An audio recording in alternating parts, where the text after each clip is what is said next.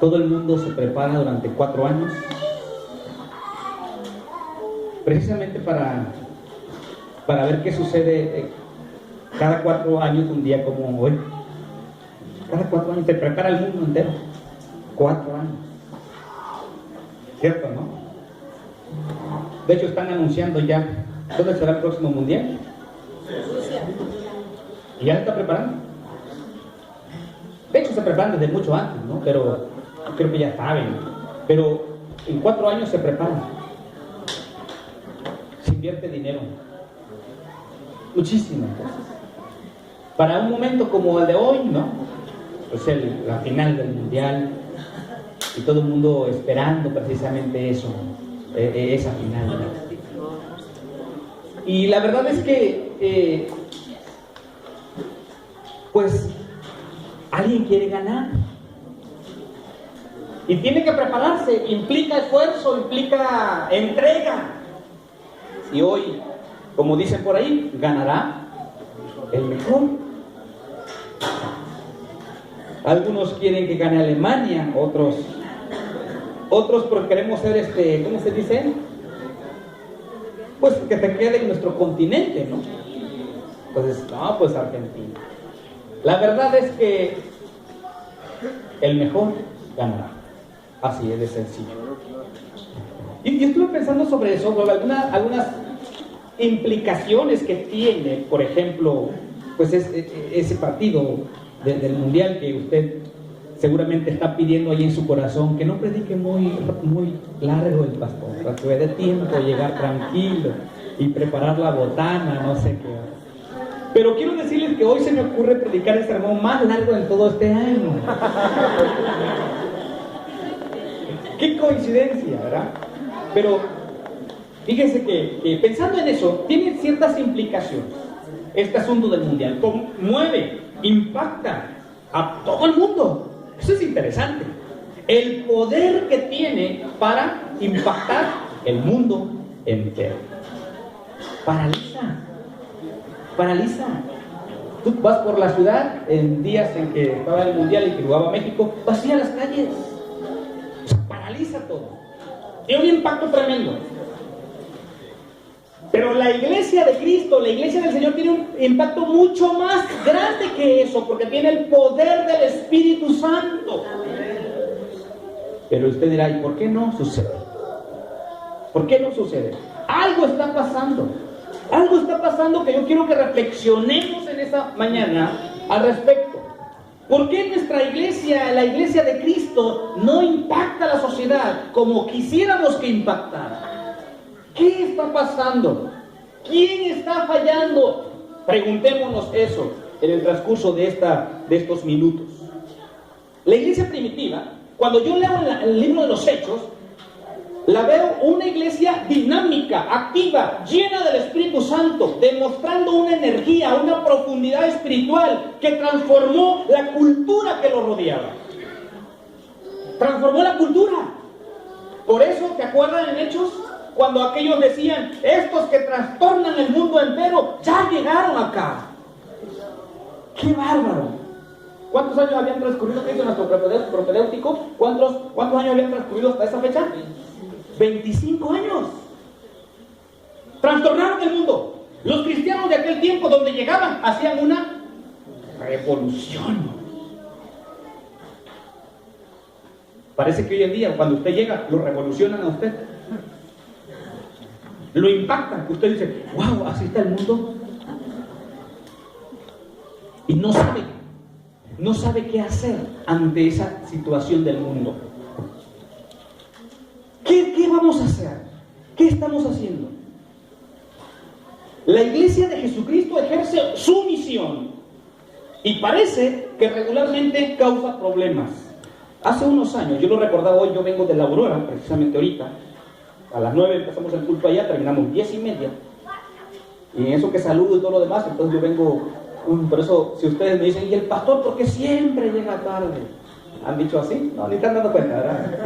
Siempre llega tarde el pastor. Bueno, lo que pasa es que tenemos culto a las 9 en la Aurora, y cuando me toca ir a mí, siempre llego hasta ahora.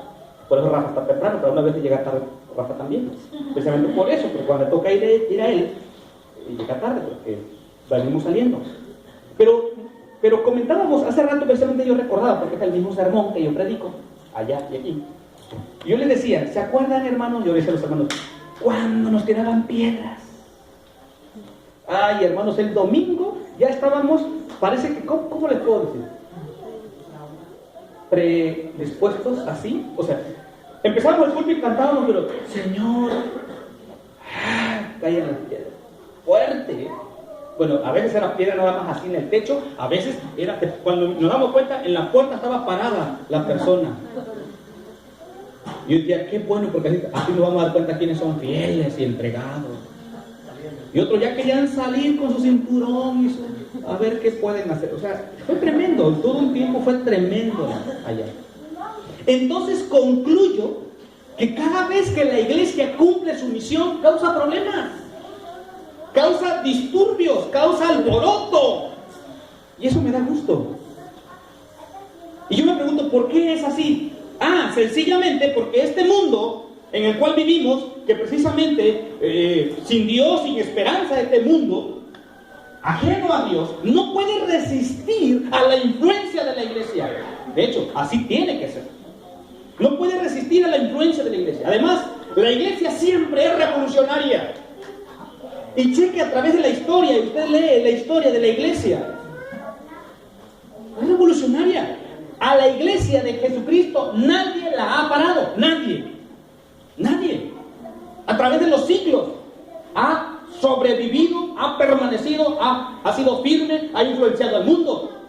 Por lo que tiene el poder del Espíritu Santo. Por eso nadie la ha parado. La iglesia es revolucionaria por naturaleza. Es más, la iglesia de Jesucristo no fue puesta para ornato del mundo, para adornar el mundo. La iglesia no fue puesta para que adorne el mundo. La iglesia fue puesta en esta tierra para influenciar. ¿Se acuerdan lo que dijo Jesús? Vosotros sois la luz del mundo. Ustedes son la sal de la tierra. ¿Se dan cuenta de lo que implica eso? Que esto será charla de otro sermón. Pero la iglesia está aquí para revolucionar el mundo, para impactar al mundo. Porque eso es la vida en el reino. Ese es el énfasis, ¿no? Mi hermano Rafael predicó el domingo aquí, que por cierto ya escuché su sermón, por eso puedo decir unas cosas que dijo aquí. Me parece importante esta idea, porque la vida en el reino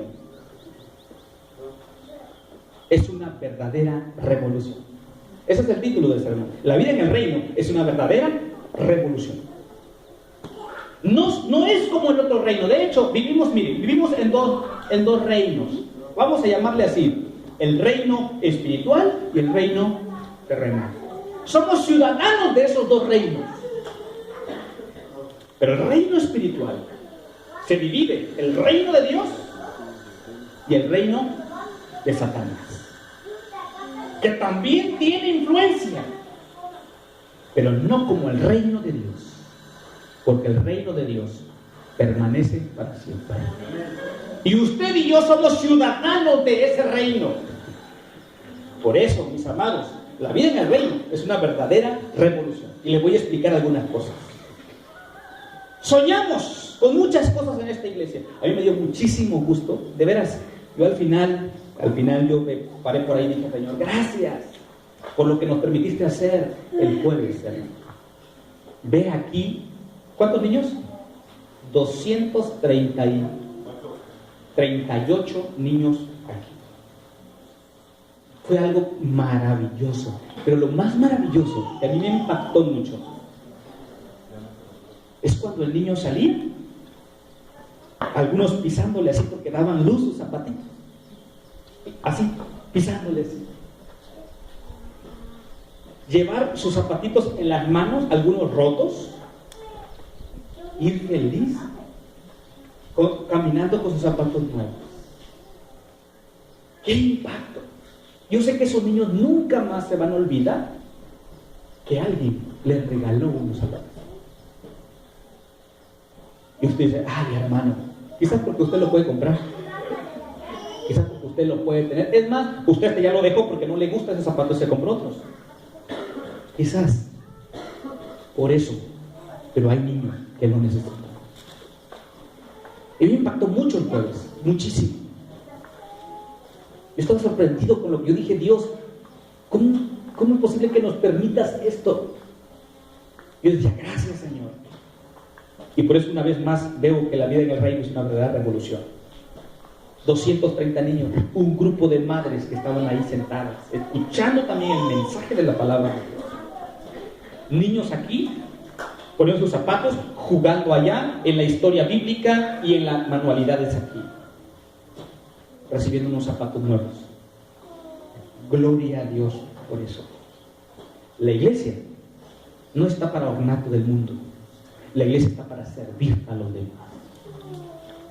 Y usted debe aprenderlo hoy mismo. Y debe aprenderlo desde este momento. Verdad y vida.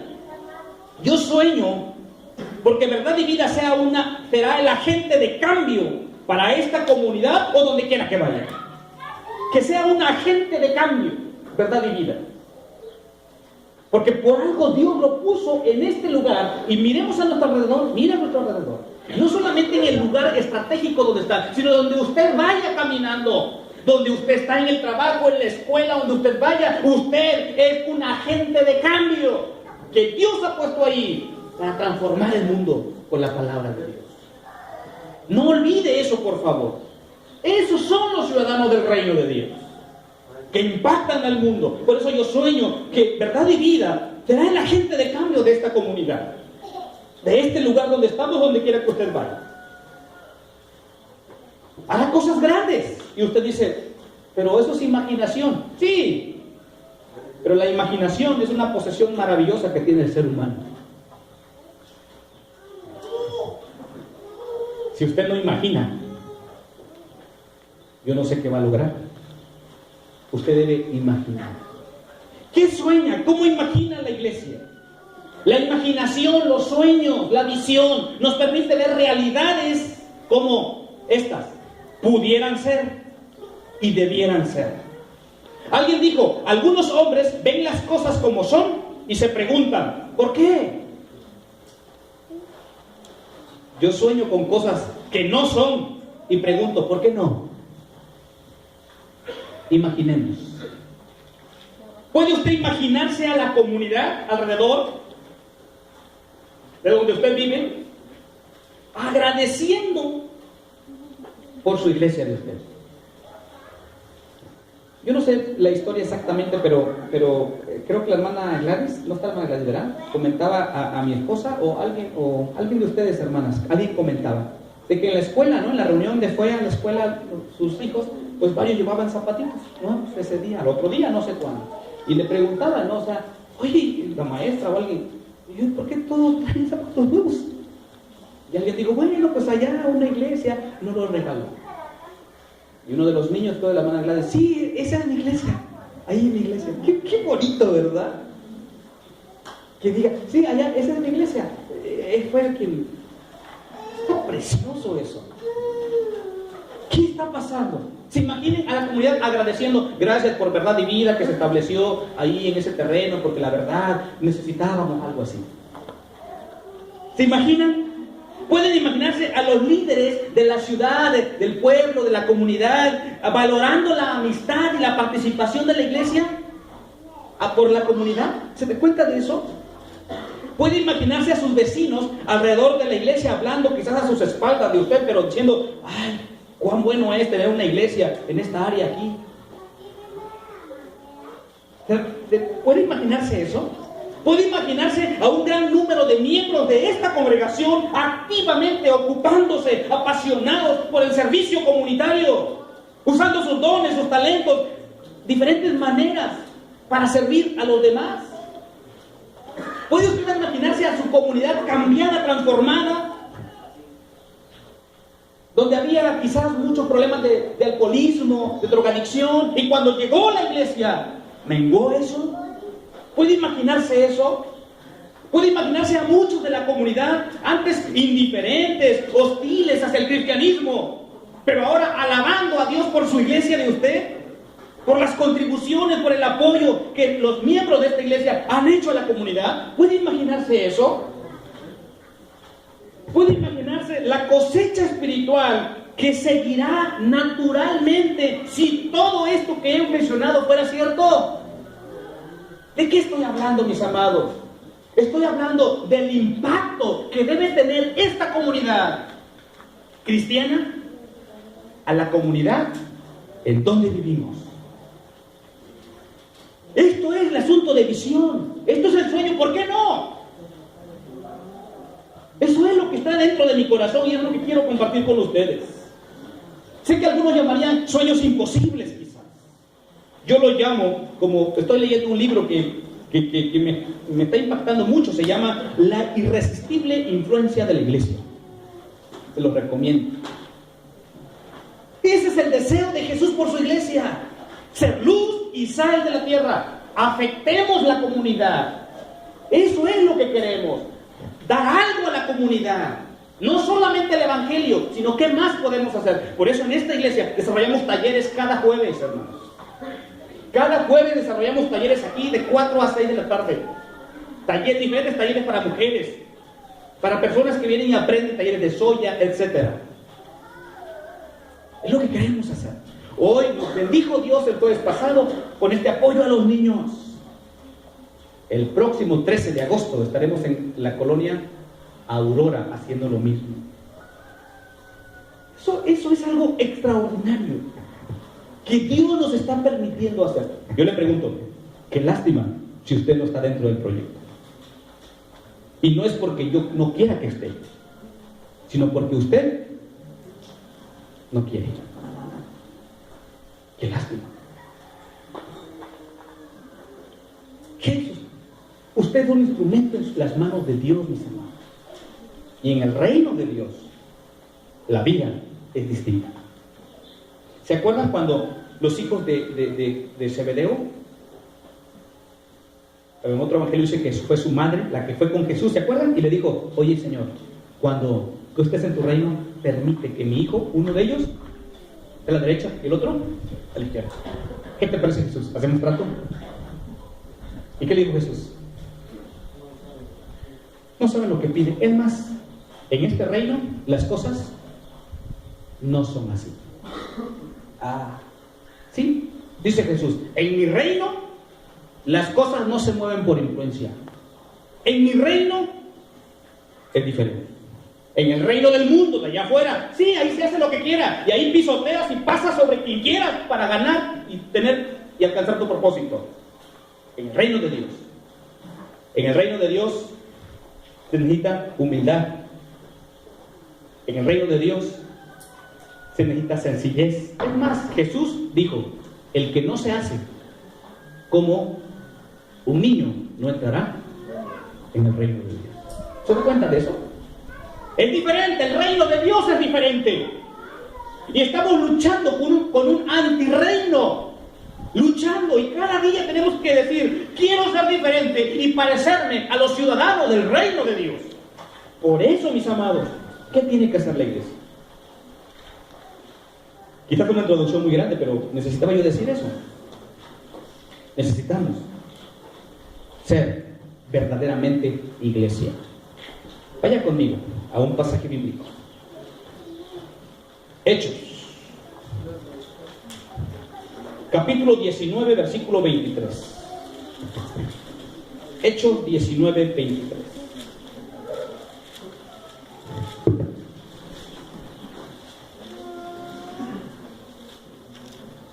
Hechos 19, 23. Mire lo que dice.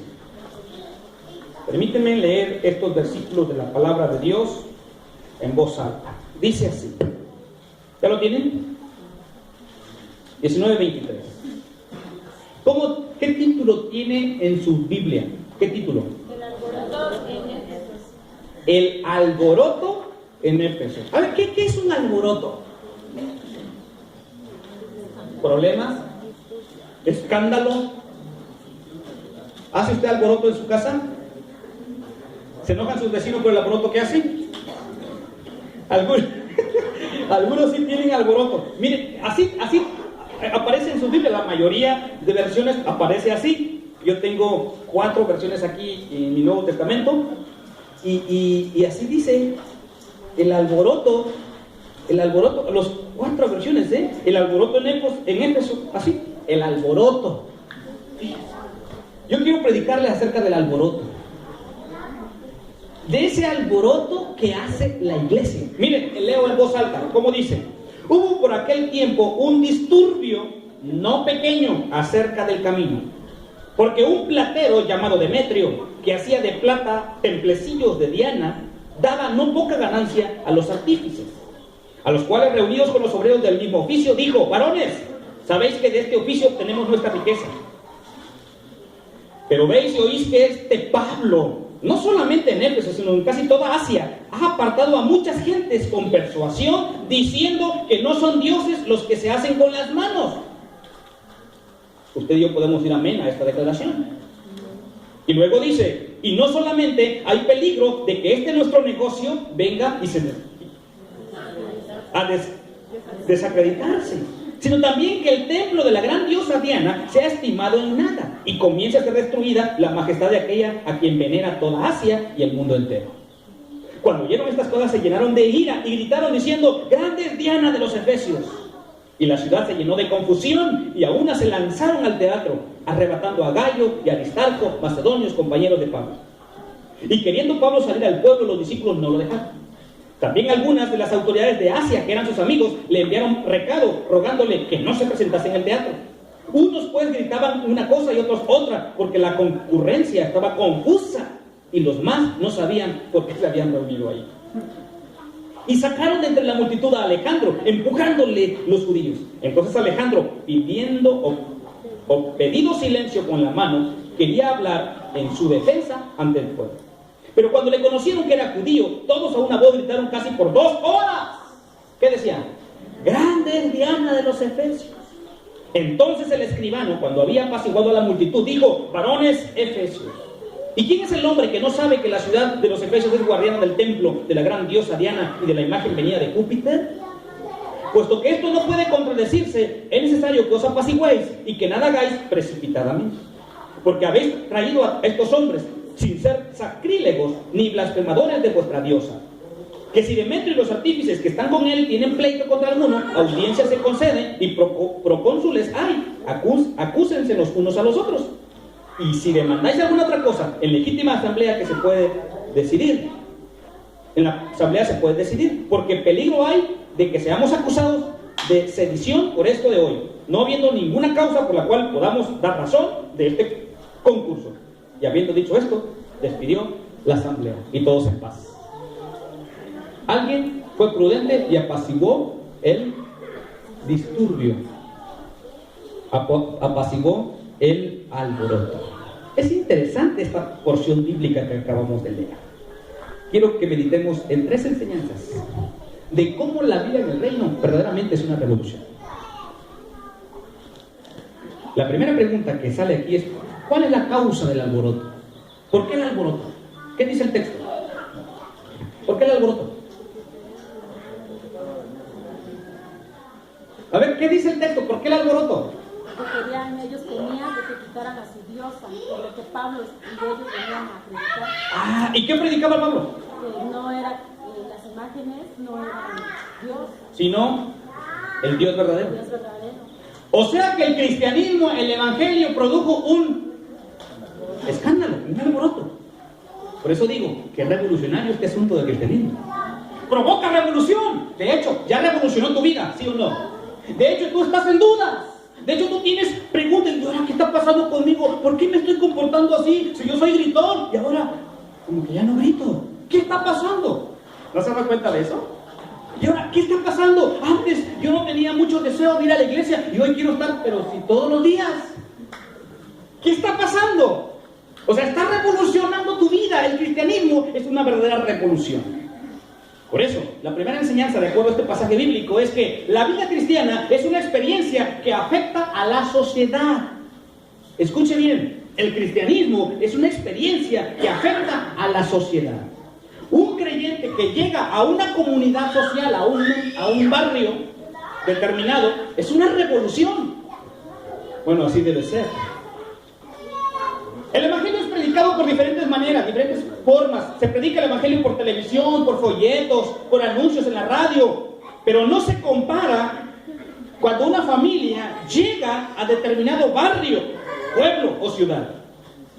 Porque el instrumento para ganar el mundo e impactar la sociedad es una vida transformada que se convierte en un agente de cambio. Por eso es que usted puede repartir folletos y puede hacer muchas cosas, son parte del evangelismo. Pero cuando usted comparte su vida con otra persona, es revolucionario. Porque usted le va a compartir la vida de Cristo, lo que usted está viviendo y experimentando. Eso sucedió aquí. El pasaje que dice que se hizo un disturbio muy grande. ¿Se imagina usted a la multitud gritando por casi 2 horas? Dice el texto, ¿verdad? ¿Qué gritaban? O sea que gritaban una herejía. Bueno, eso creían ellos. Ellos lo tenían bien claro. De hecho, más adelante vamos a ver que en el mundo antiguo es una de las maravillas del mundo, ¿no? O eres estudiosos de historia. Es una de las maravillas del mundo. El templo de Éfeso, ¿no? Miren. Gritaban con más de 2 horas gritaban una herejía. Eso es extraordinario. Me parece que ellos sí tenían ganas de gritar. No gritaban en su casa y querían un espacio para gritar y se vinieron ahí a gritar por 2 horas. Eso es increíble. Mi amado hermano, usted viene aquí a la iglesia por 2 horas y no quiere ni cantar. Usted viene 2 horas aquí está gente gritando, Dios es grande de los Efesios. Herejía, pero lo gritaban, comprometidos con eso. Usted, ciudadano del reino de Dios. ¿Qué coro cantaron? ¿Quién nos podrá separar? ¿Cómo? Nadie nos puede separar el amor. Por lo menos yo me gozo cuando canto. Usted no lo veo muy contento. Es asunto de actitud, es asunto de libertad en Cristo. Es un asunto que Dios ha hecho y que ha afectado mi vida desde lo más interno, lo más allá, lo más escondido. Dios lo ha afectado. Y cuando eso sucede, mis amados, como esta gente gritaba allí, yo no sé, pero ¿cuál es la razón?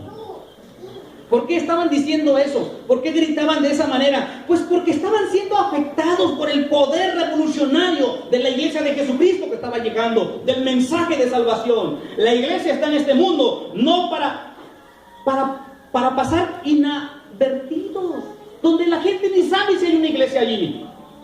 Estamos aquí para influenciar, para afectar a los demás. Pero obviamente se requiere de una vida de testimonio, de una vida cambiada, de una vida transformada.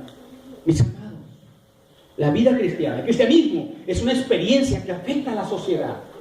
Eso es lo que pasó. El evangelio, el cristianismo, las personas que estaban, Pablo que estaba predicando allí, estaba afectando, que hizo una revolución, un alboroto. Eso causa el evangelio cuando se vive, no cuando se habla o se predica. Hoy pensamos que hay que predicar el evangelio, y hay que predicarlo obviamente, pero da mucho más resultado cuando se practica, cuando se vive el evangelio, cuando se vive el cristianismo. No predicarlo nada más, vívelo, que los demás vean en ti lo que Dios está haciendo. De eso se trata el evangelio, de eso se trata el cristianismo. Por eso la vida cristiana es una experiencia que afecta a la sociedad. Segunda enseñanza, la vida cristiana es una experiencia que desafía. Es un desafío. De hecho, vivir y ser parte del reino de Dios ya es un desafío. Porque está otro reino que está luchando contra el reino de Dios. Y cuando tú vas y vives en este mundo, porque estamos viviendo en este mundo, es una lucha tremenda. ¿Cuántos en esta semana lucharon con alguna cuestión por querer vivir la vida en el reino de Dios? Lucharon.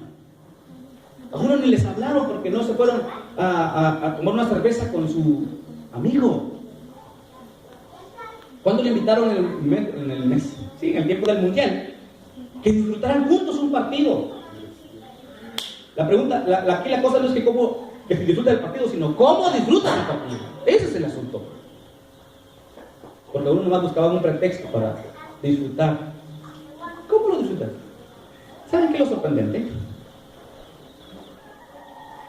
Es que en este tiempo del mundial, hasta el licor había de meses sin intereses en las tiendas. Nunca yo había visto eso. El licor a meses sin intereses en las tiendas. ¿Y qué creen? Ahí van las personas llenos sus carritos. Eran meses sin intereses. Licor. En la semana no había despensa, pero licor sí había. ¿Se da cuenta cómo el mundo, el reino terrenal, cómo está corrompido? Y si usted no tiene bien claro su vida en el reino de Dios, usted va a seguir haciendo y va a seguir las cosas del reino terrenal. Por eso es importante definir qué vamos a hacer, cómo estamos nosotros entonces impactando a ese mundo, a ese reino. Y es luchar todos los días. Por eso, el cristianismo, la vida en este reino, es una experiencia que nos desafía. Si usted lee el versículo, los primeros versículos, miren lo que dice. El 23. Hubo por aquel tiempo un disturbio no pequeño acerca de qué? Del camino. ¿Qué quiere decir eso?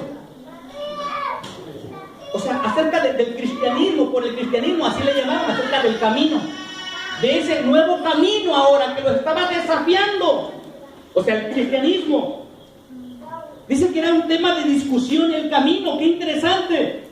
La iglesia presenta a los seres humanos la oferta de un camino. El único camino. Jesús dijo, yo soy el camino, la verdad y la vida. Y la iglesia cristiana presenta ese camino. Mire el pasaje. Se trata de un desafío. Por eso dice que hubo disturbio porque le presentaron otro camino. ¿Y cuál era el desafío? Pues el desafío era abandonar la idolatría. Abandonar eso que estaban haciendo. Por eso tienen muchos problemas, están enojados. Porque dice, Pablo está diciendo, le está predicando y mucha gente ya no está creyendo lo que nosotros hacemos y se nos va a ir el negocio. ¿Se dan cuenta de eso? Es un desafío. La iglesia presenta a los seres humanos la oferta del camino. Pero miremos el pasaje, se trata de un desafío a abandonar la idolatría. Es decir, los otros caminos, la vida en el reino. Escuche bien, la vida en el reino te desafía a abandonar los otros caminos para vivir el camino que Dios quiere que vivas. Escucho bien, la vida en el reino. ¿Quieres vivir la vida en el reino de Dios? Te desafía a tomar una decisión y dejar los otros caminos. No crea usted eso de que todos los caminos llegan a Roma. No crea usted eso. El único camino que lleva a Dios y que lleva al cielo se llama Jesucristo. No hay otro camino. Por eso dice el texto. Y ese era el desafío. Los habitantes de aquella ciudad estaban orgullosos de la imagen que había en su templo. Y por su templo mismo, de hecho. Y de acuerdo con la tradición, se creía que había llegado de Júpiter, no es lo que dicen, ¿no? El problema para ellos es que llegó el cristianismo. Llegó el cristianismo y les presentó el desafío de un nuevo camino, un nuevo paradigma, una nueva forma de pensar, una nueva opción de vida. Y eso sí que era un alboroto, un gran alboroto. No como los alborotos que hacen ahí cerca de su casa cuando hay alguna fiesta, ¿no? Se trata de una experiencia que alborota a otros. El cristianismo es una experiencia que realmente hace un alboroto. Cuando el evangelio, cuando el cristianismo llega a la vida de la gente, escuche, de acuerdo a lo que dice ahí en la Biblia, la idolatría, la ignorancia, la superstición, siempre son un buen negocio para algunos que andan engañando a los demás. La experiencia de la vida cristiana es un asunto de gracia, de misericordia, que te libera, que te hace libre en Cristo. ¿Se da cuenta de eso? Los otros estaban más interesados en ¿qué? En el negocio. No estaban un poco interesados en que, ¡ay, nuestro gran templo! ¿Cómo creen? No, ellos están diciendo, ¿saben? No vamos a tener ganancias. Eso es precisamente lo que hace la religión. Por eso usted no debe creer en una religión. usted debe creer en Jesucristo como el Señor y Salvador de sus vidas. Y por último, no solamente la vida cristiana es una experiencia que afecta a la sociedad. La vida cristiana es una experiencia que nos desafía, pero también la vida cristiana, la vida en el reino, es una experiencia que se enfoca en las personas. Pablo va porque quiere hablar de Jesús con las personas y quiere que las personas sean liberadas y que las personas cambien su manera de pensar y que las personas sean las que cambien su vida y puedan ser diferentes. De eso se trata. Yo no creo que Pablo tenía en mente decir, vamos a destruir el templo de los Efesios, porque no, es que las personas cambiaran su mentalidad, porque el cristianismo, porque la vida cristiana es una experiencia que se enfoca en las personas. Mire, le explico. Las religiones siempre tienen un interés de por medio. Usted lo checa ahí. Los que estaban diciendo, es que el dinero, el poder, la gloria humana, ahí se enfocan las religiones. La iglesia tiene una meta y su meta son las personas, son ustedes. Si la iglesia cambia, si la iglesia pierde su visión, perdió todo. Si la iglesia se enfoca en otras cosas, menos en las personas, no tiene razón de ser y de existir. De verdad, de eso se trata. La iglesia no debe enfocarse en otra cosa que no sean las personas. Por eso, en verdad y vida, aquí las personas son importantes. Porque para Dios usted es importante. Y para mí, y para cualquiera de nosotros, usted debe ser importante. La iglesia no debe enfocarse en otra cosa. Cuidado con eso, mis hermanos. Cuidado con eso. Y aquí estamos trabajando y luchando porque así sea. Que nos enfoquemos en las personas. La iglesia no debe enfocarse en las tradiciones más que en las personas. Ni en el templo mismo, pues, más que en las personas. Ni en la música más que en la... Me encanta la música. Pero el enfoque de la iglesia es... A ver, escuche bien. El enfoque de la iglesia es... Yo no digo que las otras cosas no son importantes, pero el enfoque de la iglesia son las personas. A Pablo le preocupaban las personas. Este es el enfoque de la iglesia. Las personas. La materia no es lo más valioso, sino la gente. Y la iglesia, cuando ejerce su ministerio, se preocupa primordialmente por aquello que murió Jesús. Y Jesús murió por los seres humanos. Jesús murió por las personas. Por eso entonces debe preocuparse también la iglesia por alcanzar a más personas para el reino de Dios. Entonces, ¿qué vamos a hacer, mis amados? ¿Qué debemos hacer ahora? Les digo algunas cosas prácticas y con esto termino. Algo práctico y con esto termino. Usted ya escuchó ahora para qué existe esta congregación. Pero le digo algunas cosas prácticas que ustedes deben hacer. Yo también, obviamente, pero ahora te lo estoy diciendo yo. Eleve su nivel de compromiso con su iglesia. ¿Esta es su iglesia? ¿Esta es su familia? Lo único que le pido es que eleve su nivel de compromiso para con su iglesia. Cuando usted hace eso, impactaremos a la comunidad. Estamos en el discipulado nivel 2, hablando precisamente de ese cuerpo de Cristo que es la iglesia y cómo está diseñada. Y cuando alguien no hace una función dentro de la iglesia va de lado, porque alguien es pie y no lo pone bien. Alguien es mano y no está haciendo algo, no está cumpliendo su función. Y por eso la iglesia va así, de lado a veces, de lado, porque a alguien que le corresponde ser pie no se para bien. Porque a alguien que le corresponde ser mano no está haciendo lo que debe de hacer. Y por eso la iglesia va así, de lado a veces. Y entonces otros que van aquí tienen que moverse aquí para sobrellevarla. Eso es demasiado. Por eso yo le invito en este momento. Si realmente la vida del reino es una verdadera revolución, entonces eleve su nivel de compromiso para con su iglesia. Segundo, resuelva sus conflictos o problemas con los demás. Si no, no podrá ser de impacto y revolucionar el mundo. Los problemas, los conflictos, también traen alboroto. También traen alboroto, pero un alboroto negativo que lleva a la perdición. Yo le invito, por favor, que resuelva sus conflictos o problemas con los demás. Ahí incluye su esposo, su esposa, sus hijos. Deje de estar peleando y únase a esta vida del reino. Siguiente, intégrese al trabajo comunitario. Si usted pensaba que solamente es orar y leer la Biblia, está bien, pero es más que eso. ¿Se acuerdan lo que le dijo Jesús al joven rico? ¿Qué dijo el joven rico? ¿Qué debo de hacer para tener la vida eterna? ¿Se acuerdan? Y Jesús le dijo, los mandamientos saben. ¿Y qué dice el joven? Eso los he guardado desde mi juventud. Orgullo puro. Si usted piensa que solamente es orar y leer la Biblia, está bien, pero no es todo. La oración y la lectura de la Biblia te debe llevar a la comunidad. Escuche lo que voy a decir. La oración y la palabra de Dios debe llevarte a sentarte, no, o a arrodillarte. ¿Cómo pusieron los zapatos? ¿Arrodillados algunos?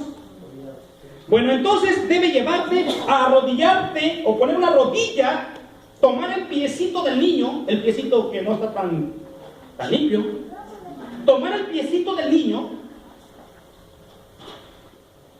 limpiarlo, quitarle la mugrita y el polvo y la tierra que tiene, ponerle la calcetita, ponerle el zapato y verlo caminar. La oración, la lectura de la Biblia en tu privado, ahí donde tú lo hagas, debe llevarte a salir de tu casa, salir de tu iglesia e ir a ver qué necesidad hay. De eso se trata, mis amados. De eso se trata. Si usted dice, hermano, yo oro, yo leo, se necesita más que eso. Se necesitan tus manos, se necesitan tus pies, se necesitan tu corazón para amar. Eso se necesita, hermanos. Yo quiero agradecer profundamente a todo el equipo de voluntarios del jueves. Quiero agradecerles. No sé cómo darle gracias. No sé. Yo sé que Dios lo tomó en cuenta. Pero usted no puede seguir con su actitud indiferente. No lo puede. No puede seguir. Una de las cosas que tiene la iglesia es que es la único organismo que apela a la voluntad. Aquí no. ¿De qué manera? Solamente decimos, hermanos, le invito a unirse, a cooperar para el reino. En tu trabajo tú vas porque si no te descuentan. A la escuela tú vas porque si no, no pasas de grado. A la casa tú llegas porque no te corren. O sea, está condicionado todo. Pero en la iglesia apelamos a algo. Quienes vienen, vienen. Quienes quieren, esos están. Me agrada la dinámica. Y así seguiremos. Haciendo equipo y trabajando con los que verdaderamente tienen voluntad para hacerlo. Y yo sé que usted lo tiene. Quite de su mente prejuicios. Quite de su mente cualquier otra cosa que está perturbando su mente. Y dile a Dios, solamente yo quiero servirte. De eso se trata. Por último, comparta la visión y misión y meta de su iglesia. Sueño en este lugar. Sueño con unas instalaciones, no sé dónde. El arquitecto nos va a decir apenas, no sé dónde, con una planta educativa preciosa para nuestros niños. Sueño con eso. Y que no solamente se use los domingos, sino se use en la semana para una escuela. Sueño con una planta educativa hermoso, preparado, listo para nuestros niños de la iglesia, y en la semana que sean útiles para los niños de la comunidad, una escuela. Sueño, yo menciono por acá, pero no sé por dónde. Sueño con una plataforma también, una planta educativa o una planta de entrenamiento para misioneros, misioneras, para irse al campo en determinado tiempo de capacitación. Sueño con eso. Sueño con lugares, con, no sé, cuartos, otra vez, donde se enseñan talleres. Está el taller de soya, donde está el taller de inglés, el taller de computación, el taller de carpintería, el taller de albañilería, donde nuestros niños, nuestros jóvenes aprendan un oficio y que puedan impactar a la sociedad. Sueño con eso. Sueño con que este lugar ya no sea nuestro templo, sino sea un de usos múltiples, un comedor infantil. Sueño con eso, que todos los sábados de entrada pudiéramos dar de comer a todos esos niños que estuvieron aquí. ¿Se imaginan todos los sábados dándole de desayunar a estos niños y luego enseñándole una historia bíblica, etcétera? Sueño con eso, que este lugar sea un lugar de usos múltiples. Sueño con un auditorio allá, en esa esquina. Un auditorio con una capacidad de 2.500 personas. Sueño con eso. Sueño con un lugar de juegos infantiles para nuestros niños. Eso es la influencia irresistible de la iglesia. Con eso soñó Jesús, ser luz y sal de la tierra. Sueño con eso. Usted dice si le entra, porque yo estoy puesto. Y usted dice, ay hermano, ¿y el recurso?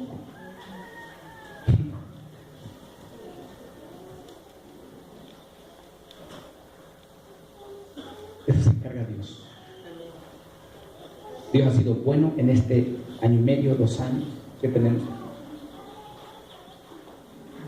Se requiere fe, confianza en Dios y ánimo para trabajar. Yo le invito a que se une, o se va a quedar fuera de la fiesta, o va a ser como el hijo mayor, el hermano del pródigo. ¿Te acuerdas de eso? ¿Quién se quedó fuera de la fiesta? ¿El pródigo o su hermano mayor? Su hermano mayor. Él dijo, yo no voy a entrar a la fiesta. ¿te acuerdas? Le dijo su padre, hijo, pero si tu hermano se había perdido y ahora está, vamos a hacer fiesta. No, yo no entro. ¿Cuánto tiempo tengo aquí y ni siquiera me han dado gracias por lo que he hecho? Esa es la actitud. Ni un cabrito me han dado para que yo me coma con mis amigos. Y le dices el padre, qué equivocado estás. Todo lo que tengo es tuyo. Por favor, hermano, no se quede fuera de la fiesta. Por favor, entre a la fiesta, porque esto se va a poner bueno. Amén. Disfrute de la obra de Dios en su comunidad. Disfrute de la obra de Dios, lo que está Dios haciendo en esta iglesia. Gócese de las bendiciones que hemos tenido. Rechace, reprenda todo intento de división, de amargura, de deslealtad, de chisme. Déjelo a un lado y sirva con todo su corazón. Señor, gracias. Yo sé que ha sido difícil a veces, con todas las situaciones, Señor, que tenemos y que vivimos. A veces ha sido muy difícil. Pero en esta hora, Señor, hemos leído en tu palabra que tu evangelio causa un alboroto. Solamente queremos centrarnos en ti, Señor. Tú conoces el deseo y la visión que tenemos en esta iglesia. Y no queremos perder el enfoque. El enfoque son las personas. Y Dios, por favor, usa nuestras vidas, usa nuestros talentos, usa nuestros dones nuestros recursos, lo que tengamos, Señor, lo queremos poner a tu disposición. Así como aquel niño, aquel muchachito que entregó su desayuno para que comieran 5,000 personas. Lo poco que tenemos, Señor, queremos entregarlo a ti, Padre. Porque sé que tú lo vas a multiplicar, Dios. Tú sabes que tenemos necesidades. Tú sabes cuántas cosas nos hacen falta en este lugar para cumplir nuestros sueños. Tú lo sabes. Pero mientras eso suceda, seguiremos impactando a la gente, a la comunidad. Seguiremos impactando a las personas con tu evangelio. Porque de lo demás tú te encargarás. Bendice a las familias aquí representadas, Señor. Bendice a los jóvenes, bendice a los niños, bendice a nuestros ancianos, a cada persona por la cual tú moriste en la cruz del Calvario. Señor, aquí estamos, en la mejor disposición de hacer tu voluntad. Usa nuestras vidas, Padre. Gracias, Señor, por escucharnos y hablarnos a nuestro corazón. No permitas que esta palabra sea una palabra solamente que la hayamos escuchado, sino que la reflexionemos y pongamos en práctica. Señor, gracias. Sigan orando, hermano. Yo quiero hacer una invitación.